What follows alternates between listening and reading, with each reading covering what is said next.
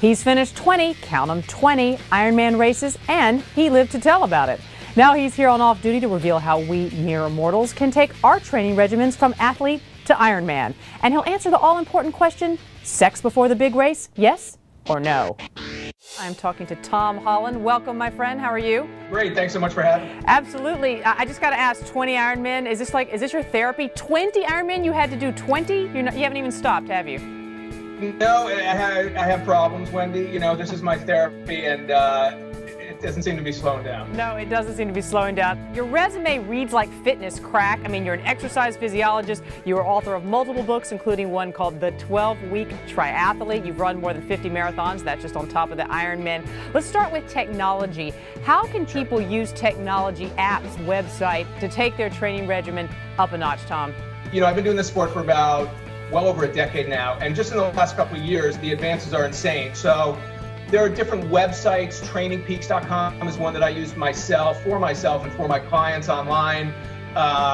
With that website's different apps, you can use Map My Run, Map My Ride, GPS watches, an infinite number of different technologies that we can use to just completely change and revolutionize the way we train. You can use as little of the technologies you want or as much. A great story that I can tell really quickly is Lance Armstrong's coach is Chris Carmichael. Lance would upload his workouts. So the technology is so crazy. Lance would be training in France, upload his workouts from his watch and his power meter to this website. Chris Carmichael then logs in and can look at exactly in almost real time what Lance had done.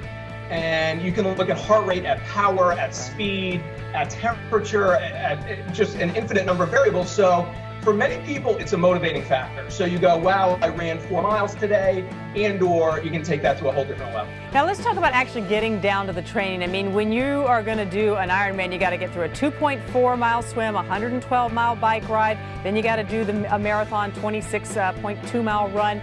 Many people might be able to do a part of that, but when you start to put all the pieces together, that's where you sort of say, how am I going to do it? Do you start training for everything at the same time? Do you try and get one piece of the puzzle down before you pick up the next one? What do you say, Tom? What might surprise people, Wendy, is that it's easier, as crazy as that sounds, than people think. So the human body is meant to move. We're meant to move forward. And I have worked with so many people that never would have thought in a million years that they could get through it. So I want to start by saying that even though the distances, see, I watched it on TV and thought, that's absolutely ridiculous. You know, many, many years ago, who would do that and how can you do that? And now here I am. So I'm a perfect example of someone who didn't think I could do it. I had shin splints. I was on the bench. I wasn't a kid who was, you know, fit really. And you start small. The short answer is you start small. You don't do any of those things at their exact distance when you're first starting out to finish. Come race day, when you just do the swimming, separately the biking, the running, it all comes together. And it's an amazing phenomenon when it does. I got my master's in sports psychology. The toughest thing about Ironman is mental. The toughest thing is not giving up mentally. And it's an amazing, most people can do it physically, but when the day comes, the mental side is really difficult. Hours weekly, Tom. We're all, or many of us are working. You know, yes. How much do you have to put in? How to even just think about, maybe I can do an Ironman?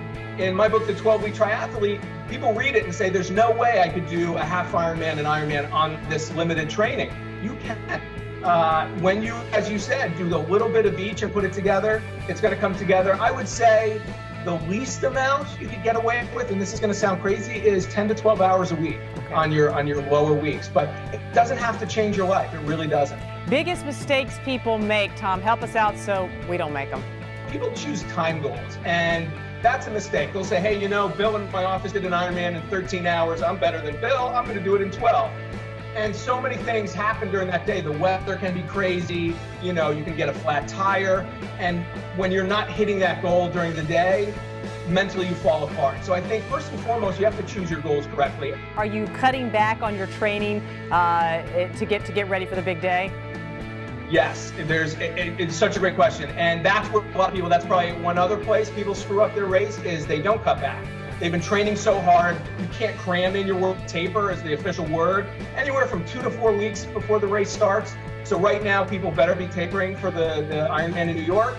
And that's really hard mentally on people. They say, oh my gosh, I'm gonna I need to train more. I've been training so hard, but you have to decrease. And the rule of thumb is about 25% less each week. All right. And Tom, final question. Look, you and I have become friends during this interview. You got to answer honestly. Sex. Do you have sex before an Ironman? We're not boxers, so yeah, no, I've done 20 Ironmans, and if I eschewed from that, I would have a very boring life, and I'd probably be divorced. So Nice. we're not letting that go.